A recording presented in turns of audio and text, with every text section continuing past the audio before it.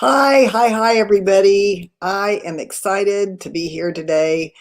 I'm going to talk about something that I think will help you in your decision making, in your leadership role. It's something I kind of stumbled onto. I promised that I was going to talk about mental models and storytelling. And so um, I'm going to share with you some things that my clients have said to me. And my reason is not to brag about myself, but to share with you that as a leader, if you can learn how to use these kinds of tools for thinking and for influencing your team, it's going to help you so much. And I'm going to check in real quick and see if anybody's here. Um, I'm trying to learn how to put the comments on live so you can see those. So if you're here, let me know. Let me know where you're from, and we'll get started. Okay, so mental models. My clients have said things to me like, wow, when I work with you, it's like I have a new pair of prescription glasses.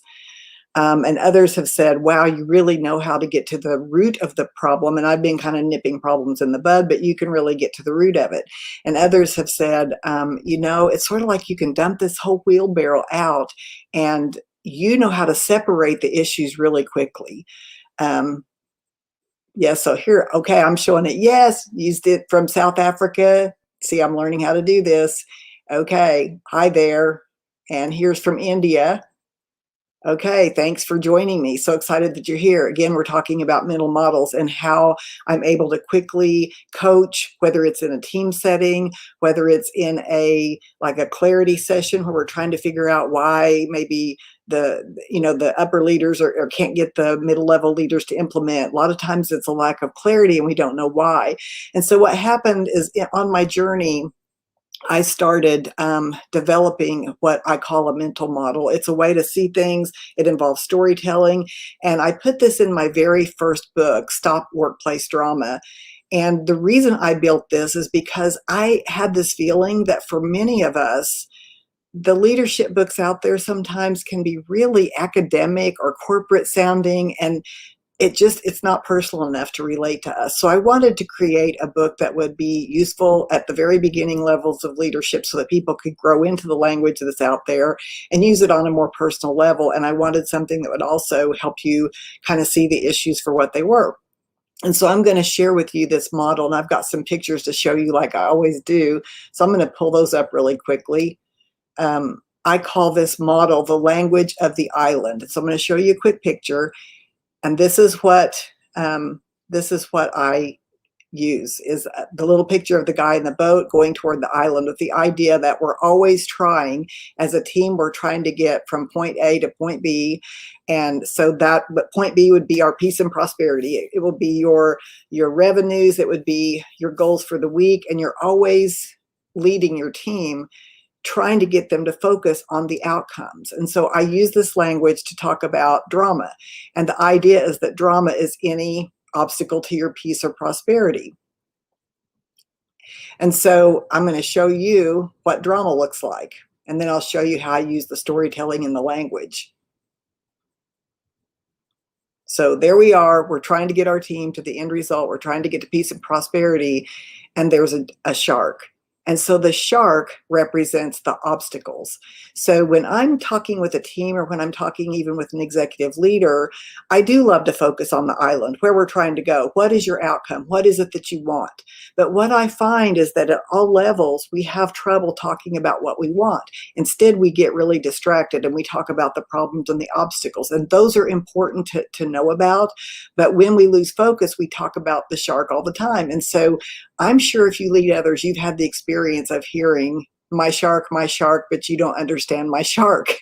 And what that means is that I'm letting all of my excuses, all my reasons, all my obstacles keeping me from the vision. So I started using this language as a way to identify where we want to go, what's the obstacle, and who are we as a team. And in the storytelling part of this, as people talk about their challenges and their problems, I will actually say, so what's your shark, or what island are you trying to go to? And so this kind of helps you to determine what's going on by using this visual model. And we might say things like, Someone said that's more like a horror story. I get it. Yeah, it kind of is, because when you're looking at obstacles from that perspective, they look pretty big. But there's a lot of language that we use in this, and one part of it is like we'll say, well, are you really rowing together, or are you rowing with tennis rackets instead of oars? That means there's no resources. Or you might say, well, there's a leak in the boat, meaning that while we're trying to get to the island, there's a lack of resources, or there's something that needs to be fixed, something that needs to be corrected. And so I've got some other pictures that I want to show.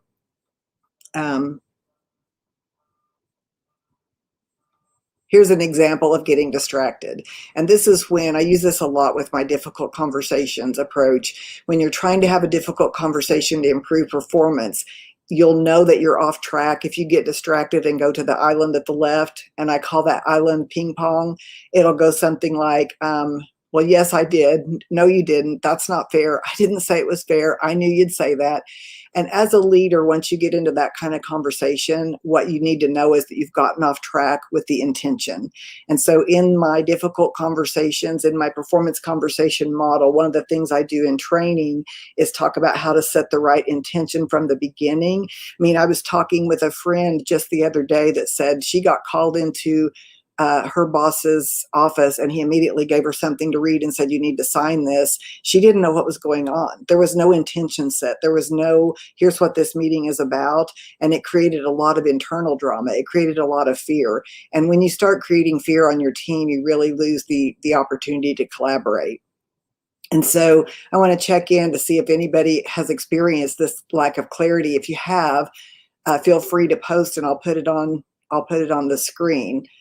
I love to hear from you and love to answer your questions if you have any examples where that's happened for you. And what I'm going to do is I'm going to invite a guest that, and like, last week I invited my first guest. So I'm getting used to this technology and how to do this, because you're working all these buttons when you're back here on this end of it. But I invited someone that was a client of mine. And this was when I first wrote Stop Workplace Drama and started using this methodology, this language, this mental model. And it really took off for them. So I'm going to add Heather to the stream. And hey, Heather, can you hear me? Yes, I can hear you. Can you hear me? I thought you could just kind of give a brief introduction of yourself, and I'm going to be, while you're talking, I'm going to be looking at it to see if there's anything coming in, and I'll be placing those on the screen. But if you'll introduce yourself, about how we met, what we've done together, and how this sort of changed the culture as you were leading a team. Sure. I was managing a 911 center in North Carolina, and I reached out after finding the book Stop Workplace Drama. And I remember telling Marlene that I had supervisors and titles who were not performing. The center just felt off, backstabbing, gossiping, role conflict, all the things you can imagine that happen in a workplace. That was creating some loss of productivity and drama for us. And I reached out to Marlene, and she came and provided some workshops for us on the Stop Workplace Drama methodology. And I will never forget, the first statement out of her mouth was basically, I'm not committed to your growth or your success. And I remember thinking, as a manager who's invested and paid money for this training, I was like, oh my God, you're not committed to our growth. You're not committed to our success. And it threw me for a loop. But basically what it boiled down to was personal responsibility. Because I think oftentimes as leaders, we think a workshop is going to fix our people, and we don't really see that, hey, we are part of that equation. And so that was an eye-opening experience for me to hear it from that blunt kind of way of just saying, hey, it's your responsibility to take the models, techniques, and the skills that I'm teaching and take that into your workplace to create a better work environment for yourself, your management team, and your frontline employees. And so the language of the islands, which is what she was showing you with the shark and the boat and the islands, it basically gave us a new way of communicating with one another without beating each other with the oars, so to speak, or plugging holes in each other's boats. It pretty much gave us a language that we could communicate our challenges and our issues without putting people in a defensive, protective kind of mode. It pretty much set us in a growth pace where we were able to identify those sharks. And once we identified them and labeled them and created a new vision and a mission for what we were here to do, it really increased our abilities of working together as a team, communicating more effectively, and addressing and having difficult conversations to address performance issues and things of that nature. So I am a advocate of the work. I'm a promoter of the work. I love the work. I'm still in a learning mode as I grow in this body of work, but there's always room to grow. And I think this language and this mental model per se was a great way to get us kick started into getting us in the right direction. Well, thanks for sharing that, Heather. People probably don't, I mean, some people that know us know this, but we've become friends in the process. So she started out as a client. We had a really long phone call. And so now we do some work together. She's got her own business as well, and we're probably going to be collaborating on some things. So it turned into a friendship. Didn't mean for that to happen. We would have never met had it not been for my book and for her not reaching out. And people are intimidated sometimes to reach out to authors, but it has developed into more of a partnership friendship. She still does some work for me. She's trained some of my programs. She has her own programming, but we coach each other and we use this methodology all the time. I got someone that says, I've observed typical corporate language like low-hanging fruits. It's not uniformly understood. Yeah, that's really a good point. With a language like this, you make an agreement from the beginning about what things mean, and then you use that in the form of storytelling. I hear so many things when someone's, wanting to consult with me, and they'll say something like, well, we've just got someone who's a non-performer, or we've got a lot of individuals that are kind of in the weeds, or we've got people that really aren't measuring up. I don't know what that means. So the really cool thing about this language is that we get to use the general language to kind of get the essence of what's going on, and then we can drill down to the more specific. Like we can say, well, it seems like we're kind of beating each other with the oars. From that, we're painting a picture of not working together. And I can say, so it sounds like you're not working together. What specifically is happening? And so that's the way I use this kind of mental model. And it's the way I use this imagery, because it takes the personal part of it away, and you don't get into so much mental drama about blaming other people. Yeah, Keith, thank you. Keith said, common language and understanding of expectations for any organization is huge. I want to say something about that too. I'm glad you brought that up, Keith. A lot of times, this is a big kind of gap that happens that I see. Well-meaning, we're all well-meaning, and when we're going through an organizational change or we're revisiting the values, maybe the corporate team or maybe everybody will build in, hey, these are our core values. Respect is like our top value. Compassion is our top value. Yet when I go to visit, or when I interview, or when I shadow, whatever methods I use, sometimes what I'll see is that there's anything but respect. There's name calling, there's derogatory joking and teasing that's gone too far. It might have started out fun, now it's gone too far. The lines are blurred.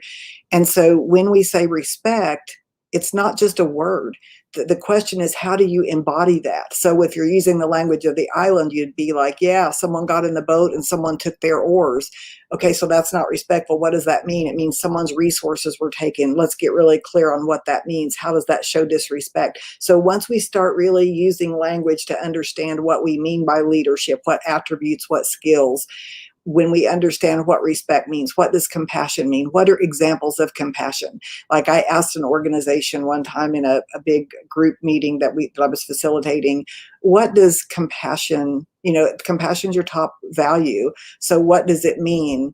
What does compassion mean? Give me an example of compassion. And they were hard pressed to do that. So if you can't smell it, taste it, describe it, be it, then it's really hard to know what that means. Yeah, I love that what Keith is saying here too. It's more about what's happening in the halls and not what's hanging on the walls. And I was once telling a leader, I said, he said, I'm kind of strung out here because we've done all this training, we've done all this orientation. And Heather, I don't know if you've seen this before as well, where, you had this training and this orientation, and yet they're not embodying like the principles that are on walls and in the halls. What do you think about that when you see that? Well, I know from my experience still working and managing a 911 center is, you will have some individuals that have all well intentions to want to be a better leader or supervisor, and they'll do the checklist of taking all the classes and getting certified, but their behavior is not changing. And oftentimes they want to blame the instructor or the material or the resource, but really it's about embodying and applying what it is that you're learning. Yeah. And so actions do speak louder than words. And I agree with what Keith is saying too. You know, you have a mission and you have a vision and you have a statement for your teams, but if they're not identifying with that, or if they're not held to a expectation or accountable to their actions, good or bad, you know, it will create for a lot of unproductive work and conversations that will take place that take everybody off course. Yeah.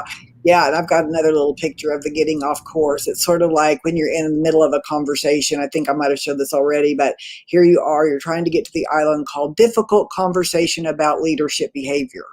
And then what happens is there's no intention set. The person that you're trying to coach feels defensive and they say something like, well, you ought to hear what others say about your leadership. And now that triggers you. You go to the island called my own leadership instead of the island called your behavior. And now you're off onto a different conversation. So my definition for leadership is that if leadership is about anything, it's about alignment, and alignment is about focusing energy. I'm getting ready to, I'm working on my next book that's coming out, and we're going to be talking a lot about conflict capacity and how to build that. And in my mind, there's three components. I've done a graphic of that before, but the components of conflict capacity includes the culture, because the fact is, if it's not practiced at the top level and in the culture, you can hire anybody you want to, and they're not going to right the ship. And the second part is the skills, which is what you learn, and you learn, you know, from your corporate training, you learn from books. And then there's the inner journey. Like the outer journey is a skill. The inner game is the attributes. So developing attributes is about embodiment. It's about learning how to be compassionate or patient, or how to deal with that inner stuff that's going on so that you don't get defensive. So that's what's kind of coming up. And you know, Heather, back in the day, I'm just going to end with this. Back in the day when you introduced your people to the concept of the shark and the island, they had never had really any leadership training, and they weren't all leaders. But I just love for you to share how they grabbed onto that. And I remember when I came back for the second visit and went into the room where everybody works as dispatchers, there was just pictures of sharks, and people were naming even their personal sharks. So I'd love you just to share that before we sign off. Well, and every workplace has its culture. You know, every industry has a culture and things of that nature. And for us, we had never really invested a lot in personal development or leadership. We mainly focused on skill sets and customer service and things of that nature. So this was a whole new world to open our staff and our team up to. And one of the things they focused on was that shark, you know, identifying the shark, because what you focus on expands. And normally the focus would be on the shark instead of focusing on the end result, which is where we're trying to go and how can we get there. And so I opened my mouth and gave them permission to kind of make their sharks and put them up in their work cubicle areas. And that was on a Friday. And Monday morning when I came back, my OCD was in hyperdrive because they were sharks everywhere on the monitors, on the workplace surfaces, on the walls. And they just had fun with it. And what it was doing is it was allowing them to be able to conversate about their personal challenges as well as their workplace challenges without judgment or fear of judgment or fear of being made wrong, you know, for how they were seeing something in a moment. And so it just really allowed us to open a dialogue without the judgment kind of being there, because that image and the, like you say, the mental model, so to speak, is everybody got in the same boat at that point. Because before, I think everybody was in their own boat trying to get to their own goals and their end destination, but they weren't focusing all on the same, you know, end result kind of thing. But this just put everybody on a equal playing field. It put everybody in the boat together. And then we all started going in the direction that the center needed to go, not just what I wanted or what you wanted or what they wanted. It was no more an us against them. It was everybody in it to win it kind of thing, you know, and it was just a wonderful experience. And I took pictures of all that. And I wish at that time we had more social media, because we could have blew it up then. But the Sharks was really one area of focus that really helped us to align our team. It was a different world in 2010. And so it's like the book I wrote then would be a little bit different than the book I would write now, using those concepts. And I still use those concepts all the time. In fact, one of the concepts in that model is what I call getting stuck on the rock called how.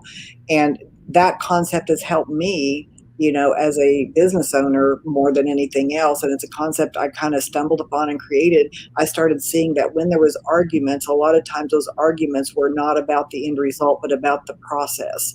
And people will get confused even that talk to me now, and I'll say the process serves the end result, because I get people calling me and they want a workshop, and that's a process. That's like, why do we want the workshop? Because they think that's going to solve a major cultural problem.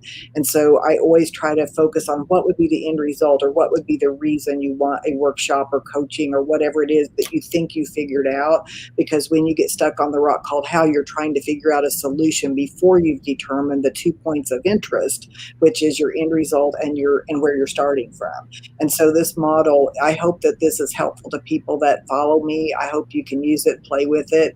I'd love to hear from you by email. If you do want to work with me, or you're needing some sort of solution to some sort of problem and you want to explore, you can email me, Marlene@marlenechisholm.com. If you're just simply interested in learning or hearing from me more often, every Monday we're sending out like a little, I used to call it easy, and I don't think it's called that anymore, but it's an electronic newsletter. I try to keep it pretty tight, motivational. I'll send links that you can do further research if you want. But thank you for joining me today. And for those that are joining later, I have a lot of people that can't be here on this time zone, but they watch it later. Go ahead and put where you're from, what you got out of it, and I'll connect with you later on the thread. And Heather, thank you so much for joining us today too. Yeah, thank you. Bye.